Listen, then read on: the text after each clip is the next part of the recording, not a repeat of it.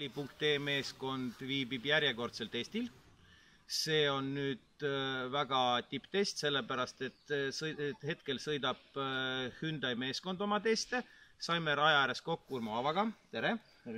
Kas me saame õieti aru, et Rally Estonia meeskond on ka selle testi korraldaja ja sellega seotud? Põhimõtteliselt küll, et kõik meie olulised inimesed on siin kaasas ja just paneme suurt rõhku ka turvalisusele ja loomulikult saame ka proovida oma modifitseeritud trampliine. Trampliinid on tõesti õnnestunud, et need kohad, kus enne trampliine ei olnud, nagu viskavad hästi ilusti ja ulmeliselt. Et tänu sellele on ka raja äärt juba küsinud pealtvaatajad pikema perspektiiviga, et kuna augusti lõpus toimub Lõuna-Eesti ralli ja kui siin tulevad katsed, et kas te jätate need trampliinid sisse? Loomulikult, et tegelikult see on nagu kaks aspekti, miks me neid trampliine modifitseerisime, et esiteks, kui vaadata, siis ajapikku on trampliiniharjad maha lihvitud, et nüüd me väga paljudes kohtades taastame seda algset seisu. Ja miks seda siis maha lükata pärast, et kui see pinnakatte tuleb tegelikult tugevam, kui on olemasolev tee, ja tavaliiklusest ohtlik ei ole, et need autod lendu lähevad sellise 130-40 pealt ja loomulikult täiskiiruselt 180 pealt lendavad nad oma 50 meetrit.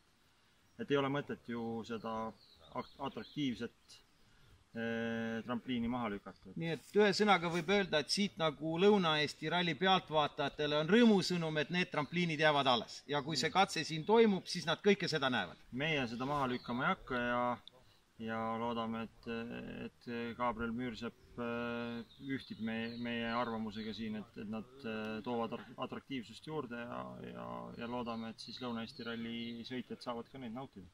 Nii, räägime nüüd vaadates natukene tulevikku. Põhisündmus Shell Helix Rally Estonia, kui olla juriidiliselt korrektne. Et nagu siin on olnud postitustes, juttudes turvalisust, pealtvaatejaaladest.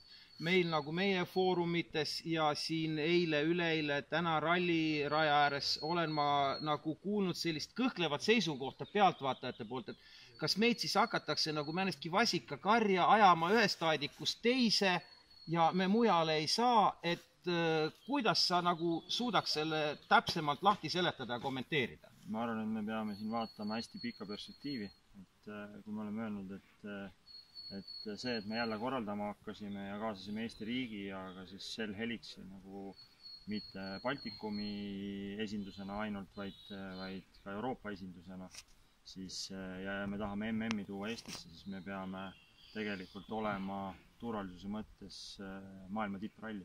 Kuidas me saame olla maailma tippralli, kui me ei suuda ohjata pealtvaatajaid, siis ma arvan, et me ei jõua sihile, et meie eesmärk ei ole kindlasti inimesi juhtida nagu lehmakarja, vaid pigem siis luua väga atraktiivseid pealtvaatamisalasid, kus oleks tegevust selliseks pooleks päevaks.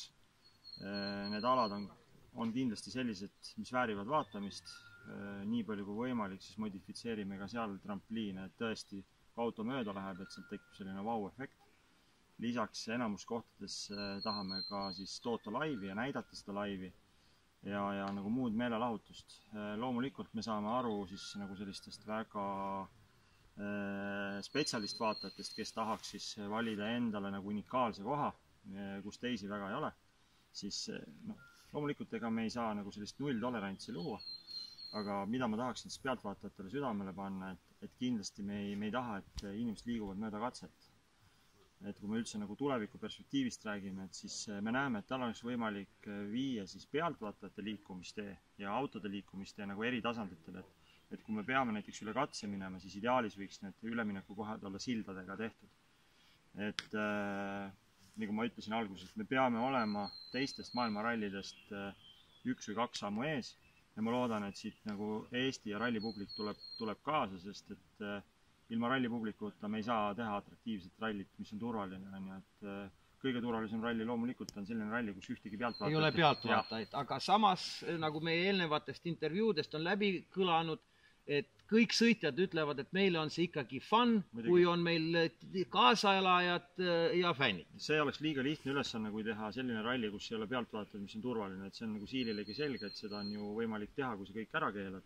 Et nüüd pigem meie ikkagi nagu missioon on see, et populariseerida rallisporti Eestis ja Baltikumis ja lõpuks see emotsioon peab olema selline megakihvt ja pealtvaatajaid peaks iga aasta juurde tulema, mitte vähemaks jääma, sellepärast et muidu me see MM-i siia ei saa, et meil peavad olema väga vinged teed, väga palju pealtvaatajaid, see peab olema väga turvaline, see peab olema nagu perekonnasõbralik, et on naistele, lastele tegevust ja lõpuks ei tohi ka liiga ahistada spetsialiste, et ma arvan, et praegu on hirmul on suured silmad, et selle nagu teema me saame peale nagu Rally Estoniat ilusti nagu ära lahata ja ma arvan, et need spetsialistid, kes tahavad võib-olla liikuda siis nagu turvalisi radu pidi natuke sellistesse kohtadesse, kus nagu suured massid ei liigu, siis ikkagi neile need võimalused jäävad, aga ma panen südamele, et nad ei teeks seda mööda katset.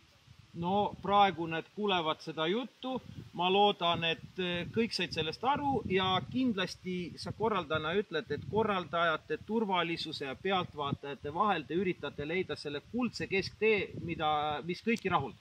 No jah, see võib-olla selline hästi poliitiline vastus.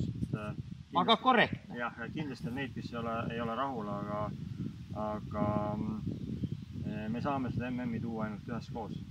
Ei saa korraldajad ei ole võimalik, et ma arvan, et see dialoog, mis siit võib-olla nagu siis suuremas mahus algab, siis see siin ei lõppe, vaid nagu peale Rally Estoniat ja järgnevate aastatega see dialoog tiheneb ja tuleb ka nagu ralli pealtvaatajate erinevaid ettepanekuid, et kuidas ralli oleks atraktiivne või veel atraktiivsem ja kuidas ta oleks ikkagi nagu väga turvaline, sest meil lasub see vastutus, et sisuliselt ei tohi mitte midagi juhtuda, et see on nagu null tolerants.